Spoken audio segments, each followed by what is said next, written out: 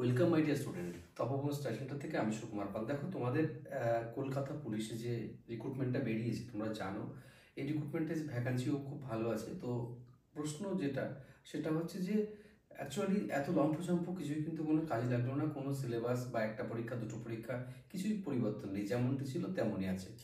কিন্তু পরিবর্তন এক জায়গায় হয়েছে বা হবে, সেটা হচ্ছে কম্পিটিশনটা লেভেলের হচ্ছে। আমরা গতবার মানে ইন্টারভিউ যে ক্লাসগুলো করালাম তার নিরিখে দেখলাম, এবং যা ছেলেমেয়েরা চাকরি পায় তাদের যে নাম্বার কাট অফ, সেটা দেখে কিন্তু একটা আইডিয়া করা যাচ্ছে এখন পুলিশের পরীক্ষা কিন্তু পশ্চিমবাংলার ছেলেমেয়েদের কাছে প্রথম পছন্দের তালিকার কিন্তু শীর্ষের দিকে যাচ্ছে। কারণ এই পরীক্ষায় চান্স পাওয়া তুলনামূলক অন্য পরীক্ষা থেকে সহজ ছিল অনেকটাই। সেই জায়গাটা কিছুটা হলেও পরিবর্তন ঘটছে। তো প্রিয় স্টুডেন্ট, আজকে তোমাদেরকে এমন কিছু স্ট্র্যাটেজি আমি দেব, তো তোমরা অবশ্যই তোমাদের চাকরির প্রিপারেশনে কাজে লাগবে। দেখো, লম্পঝম্প করে কোনো লাভ হবে না। এখনকার যা দিনকাল পড়েছে, সিস্টেম যা হয়েছে, তাতে কলকাতা পুলিশ বলো বা ওয়েস্ট বেঙ্গল পুলিশ বলো বা ডিফেন্সের পাস করার জন্য চাই একটা সৃজনশীল সিস্টেম। তা না করলে তোমার পক্ষে এই পরীক্ষায় ক্র্যাক করা সম্ভব না। তো বেসিক জিনিসগুলো আমি আর বলবো না এখানে। যে বিষয়টা নিয়ে কিছু কি পয়েন্ট নিয়ে ডিসকাস করবো, কীরকম কি সিট টিট, সেগুলো তো তোমরা অবশ্যই জানো। তো আমি একটুখানি ডিসকাস করার সাথে সাথে আমি এই যে ভ্যাকান্সি যেরকম আনরিজার্ভ রিজার্ভ এই ব্যাপারগুলো তোমরা তো জানো, যে কনস্টেবলের আনরিজার্ভ মানে এখানে সবাই ঢুকতে পারবে। ইকোনমিক্যালি যে ব্যাকগ্রাউন্ড আছে, তারপর সিভিক ভলেন্টিয়ারদের স্পোর্টস কোটা রয়েছে। তো আমার মনে হয় অদূর ভবিষ্যতে এরকম এত কোঠা কোথাও দেখা যায় না, এত কোঠা কলকাতা পুলিশের সিস্টেমে ফেলে দিয়েছে। সুতরাং এটাও একটা ভয়ঙ্কর ব্যাপার। মানে এই সবাই কিন্তু ইউআর এর মধ্যে ঢুকতে পারবে, এরা একটা বিরাট ব্যাপার আর কি। তো এই জায়গাগুলো তোমাকে কিন্তু বুঝতে হবে, রিজার্ভেশন ফ্যাক্টরটা। তো আমি এটাকে আর যাবো না, এটাকে আমি ছোট করে দিয়ে পরবর্তী স্টেপে চলে যাব। কোয়ালিফিকেশন বা এই সমস্তগুলো নিয়ে তোমাদের অনেক আইডিয়া আছে, এ নিয়ে তুমি হাজারটা ভিডিও ইউটিউবে পেয়ে গেছো। এটা বলার জন্য কিন্তু আমি এই ভিডিও করিনি বা করতে আসিনি। প্রিয় স্টুডেন্ট, তোমরা দেখো, এগুলো তো সব জানা আছে। আমি 5 নম্বর পেজে চলে যাচ্ছি। মাপযোগগুলো তো সব তোমাদের জানা আছে, কোনটা কি মাপযোগ, এগুলো তো দেখে নেওয়ার বিষয়। তো নিশ্চয়ই এগুলো জানো। তো এবার আমি চলে যাব এক ভাইটাল জায়গায়, সেটা হচ্ছে যে মেথড অফ রিক্রুটমেন্ট। প্রিয় স্টুডেন্ট, এই সিস্টেমটাকে তোমাদের অত্যন্ত ভালোভাবে জানা দরকার প্রত্যেকে, কেননা সিস্টেমের কোনো পরিবর্তন করেনি। এত লম্ফঝম্প সারা রাজ্যের ইউটিউবাররা গাদা গাদা বস্তাবন্দি রোজ রোজ 5টা 10টা করে ভিডিও।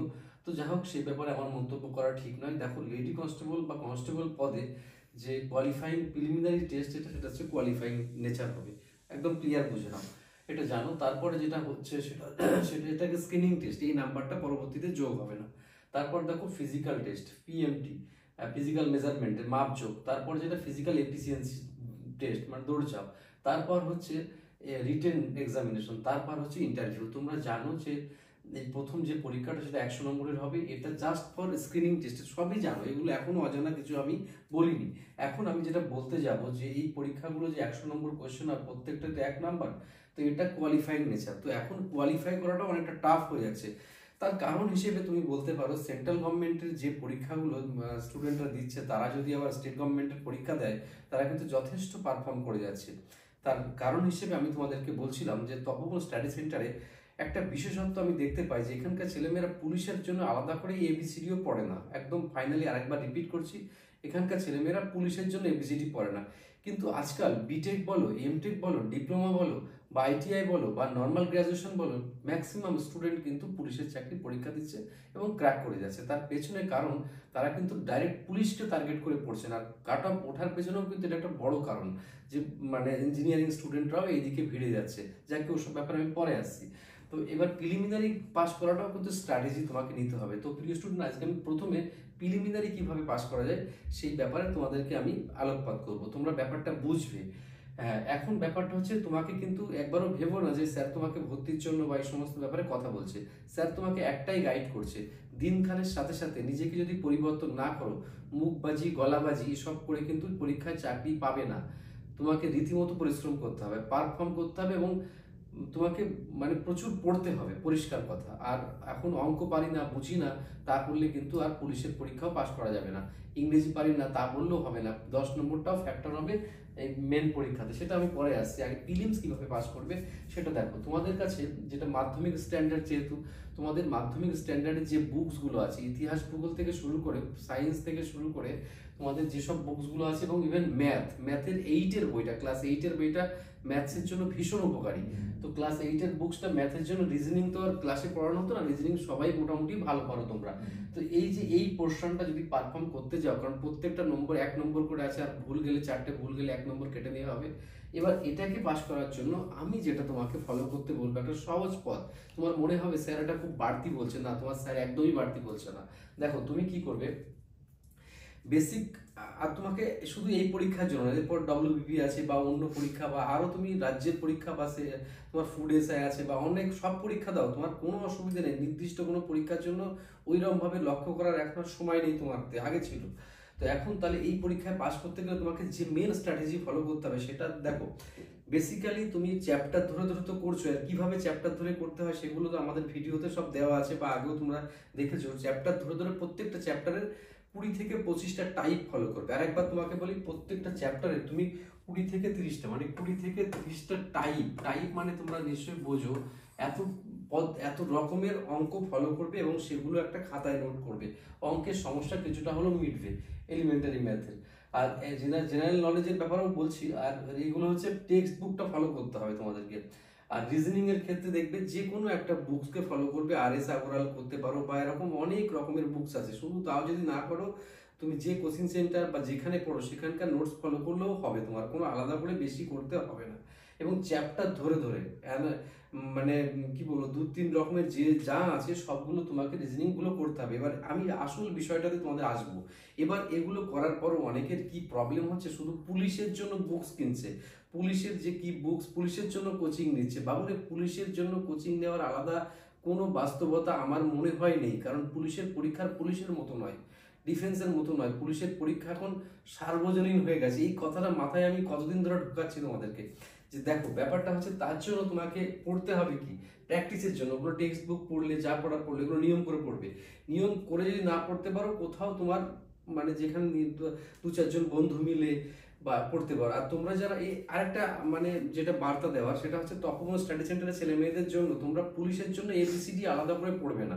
তোমাদেরকে আমি বলছি অন ক্যামেরা, পুলিশের জন্য ABCD আলাদা করে কিছু পড়তে হবে না। তোমরা যেমন প্রিপারেশন করছো ওই প্রিপারেশনই তোমাদের মানে সিস্টেমে তোমার সাকসেস অনিবার্য তোমাদের। কারণ তোমরা যারা সেন্ট্রালের এক্সাম দিচ্ছ তারা প্রচুর পারফর্ম করো, প্রচুর জানো, তাদের কাছে এই পরীক্ষাটার কোনো কথাই নয়, তাদের কোনো প্রবলেম না। যারা তোমার স্টাফ সিলেকশন পরীক্ষা দাও, যারা তোমার রেলের পরীক্ষা দিচ্ছ, যারা তোমরা অন্যান্য পরীক্ষাগুলো দিচ্ছ, তাদের ক্ষেত্রে পুলিশের চাকরির পরীক্ষায় পাশ করাটা কোনো কিছুই না, যদি ঠিক মতো পড়তে পারো। আচ্ছা যাক, বেশি কথাই আমি আছি না। এবার আমি এই যে এগুলো টেক্সট টাইপের পড়া হয়ে গেলে তুমি কি করবে, তোমার জন্য হচ্ছে পাবলিক সার্ভিস কমিশনের মানে 10 ইয়ার্স, যে 10 বছরের কোশ্চেন তুমি প্র্যাকটিস করবে। পরীক্ষা টরীক্ষা দেবে কি না দেবে সেটা পরের কথা, মক দেবে না দেবে সেটা বড় কথা নয়। তুমি এবার তুমি বলবে স্যার পাবলিক সার্ভিস কমিশনের পরীক্ষা পুলিশের পরীক্ষা এক হয় কখনো? প্রিয় স্টুডেন্ট, আমি বলছি দিনকালের পরিবর্তন সাপেক্ষে আমার মাইন্ড যেভাবে কাজ করছে, তুমি এটা করে দেখো, তুমি ফেলিয়ার হবে না প্রিয় স্টুডেন্ট। দেখবে খেয়াল করে।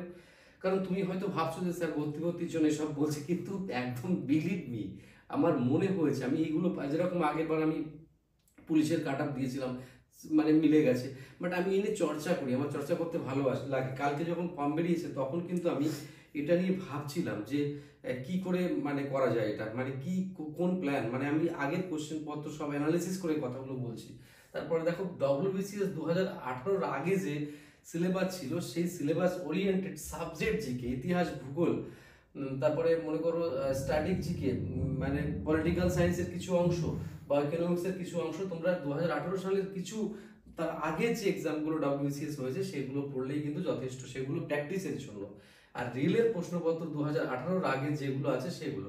এখন প্রশ্ন হচ্ছে, তো আমরা তাহলে কি স্ট্র্যাটেজি ফলো করি তখন থেকে? এগুলো তোমাদের অটোমেটিক্যালি বিভিন্ন নোটস মেটেরিয়ালসের মধ্যে অলরেডি প্রোভাইড করে থাকি আমরা, তাই তোমাদেরকে বুঝতে দিই না যে আমরা কি পড়াচ্ছি আর কোথায় বাদ দিচ্ছি, কোথায় আমরা যাচ্ছি।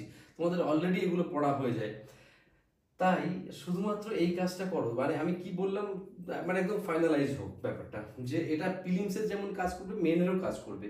আর এইগুলো তোমরা এমন ভাবে পড়বে, ইংলিশ বাংলা মিশিয়ে পড়বে, তাহলে ইংলিশ পড়ার একটা ভীতি তোমাদের কেটে যাবে। তোমরা হয়তো ভাবছো স্যার বাংলায় তো আসবে, তাহলে ইংলিশ কেন আমরা পড়বো? প্রিয় স্টুডেন্ট, সেখানেও একটা বড় কথা আমি তোমাদেরকে বলি, যে দেখো আমি পরের পেজে চলে গিয়ে আমি তোমাদেরকে দেখাতে পারবো দেখো এখানে জেনারেল নলেজ মানে সিবিটি টু, যেটা সিবিটি টু না, মানে এটা সিবিটি তো নয়, সরি সরি সিবিটি নয়, এটা অফলাইন হবে। আর একটা বলছি, অফলাইনে আরো সিস্টেম তোমাদেরকে জানাবো, যদি তোমরা বলো যে আমার নতুন করে ভিডিও করতে, আমি অবশ্যই সুন্দর করে বলে দেবো। দেখো এখানে ইংলিশ 10 নম্বর আছে। এই 10 নম্বর ইংলিশ হচ্ছে ব্যবহারিক ইংলিশ, প্রাত্যহিক ইংলিশ, এভরিডে ইংলিশ। মানে ইংলিশগুলো কঠিন না, তুমি যদি নর্মালি ইংরেজিতে একটু পড়াশোনা করো এই 10 নম্বর তুমি হামেশাই পেতে পারো, আর 7-8 তুমি পেয়ে যাবে। আর এই যে সিলেবাস, জেনারেল নলেজ বা এলিমেন্টারি ম্যাথস, রিজনিং, এগুলো প্রায় কাছাকাছি আগের পরীক্ষার জন্য। তো প্রিপারেশন এমন হোক, শুধুমাত্র পুলিশ পুলিশ করে চিন্তা করলে হবে না, তোমার সার্বজনীন প্রিপারেশনটা নাও, তাহলে একটা পরীক্ষার সঙ্গে আরেকটা পরীক্ষার লিঙ্ক খুঁজে বের করতে হবে তোমাকে, নাহলে আজকের দিনে কিন্তু ফেলিয়ার হওয়ার সম্ভাবনা প্রচুর বেশি। তুমি হয়তো ভাবছো স্যার এই কথা কেন বলছে, সত্যি কথা বলতে একটা বিটেক ছেলে, প্রচুর আমাদের তপবন থেকে প্রচুর বিটেক ছেলে মেয়ে চাকরি পায় পুলিশে, প্রতি বছরই পায়। তো সেটা তার কারণ কি বলো তো? কারণ সে তো অ্যাডভান্স লেভেলেই রয়েছে, তার সে যখন এই পরীক্ষাটা আজকে দিচ্ছে তার কাছে অনেকটা সহজ হয়ে যাচ্ছে ব্যাপারটা। আর তুমি যদি ভাবো যে আমি শুধুমাত্র মানে পুলিশের জন্য প্রিপারেশন করে চাকরি পাবো, তো সেই স্বপ্ন প্রিয় স্টুডেন্ট আজকের দিনে কিন্তু অধরা থেকে যাওয়ার সম্ভাবনা সব থেকে বেশি। যারা বেশি গলা ফাটাচ্ছে, চিৎকার করছে যে শুধু পুলিশ পুলিশ করে, হবে না, এইভাবে হয় না পুলিশের চাকরি। পুলিশ চাকরি পেতে গেলেও এখন যে পরিমাণ কাটা পড়ছে, আমার সঙ্গে অনেকের হয়তো মিল হবে, মতের অনেকের মিল হবে না, প্রচুর কাটা পড়ছে, হিউজ কাটা পড়ছে। সেই জায়গায় দাঁড়িয়ে পশ্চিমবাংলার অন্য চাকরির ক্ষেত্র যেহেতু বন্ধ রয়েছে, সেহেতু এর উপরে ঝাঁপিয়ে পড়ছে মানুষজন, এই ক্ষেত্রটাও বুঝতে হবে আমাদেরকে। তবে সর্বোপরি একটা জিনিস আমরা বুঝবো, যেটা হচ্ছে এখানে মাপজোকের ব্যাপার আছে। কিছু ছেলে মেয়ে এমনিতেই পরীক্ষা দেওয়ার সুযোগ পায় না এখানে, কারণ মাপজোকের জন্য, সেই জন্য তারা কিন্তু পিছিয়ে যায়। ওকে, তো আমি আশা করবো যে আমার প্রিয় স্টুডেন্টরা আমার সত্যিকারের অনেস্ট মতামতটা তোমরা বুঝতে পেরেছো। এর মধ্যে কোনো কারণ খুঁজতে পারবে না স্যারের কোনো উদ্দেশ্য আছে। আজকাল মানে ইউটিউবে কথা বলাটাও খুব বিরাট ব্যাপার, যে আমরা নাকি কোনো চিন্তা করি। প্রিয় স্টুডেন্ট, একদম অ্যাকুরেটলি আমার মনের কথাগুলো তোমাকে সাজিয়ে দিলাম। এবার বাকিটা তুমি জানবে যে তুমি স্যার তোমার ঠিক বলছে কি ভুল বলছে। ব্যাস, বেস্ট অফ লাক, ভালো থেকো, তোমাদের মঙ্গল কামনা করি। দুটো কথা বলে শেষ করব। তোমরা যদি বলো যে মানে ম্যাথস, রিজনিং এবং জিকের কোন পোর্শন কতটুকু কি পড়লে কোথায় বাদ দিলে হবে, তা নিয়েও আমি নতুন করে ভিডিও নিয়ে আসতে পারবো, বাট কমেন্টস করলে তবে নিয়ে আসবো। ভালো থেকো তোমরা, বেস্ট অফ লাক।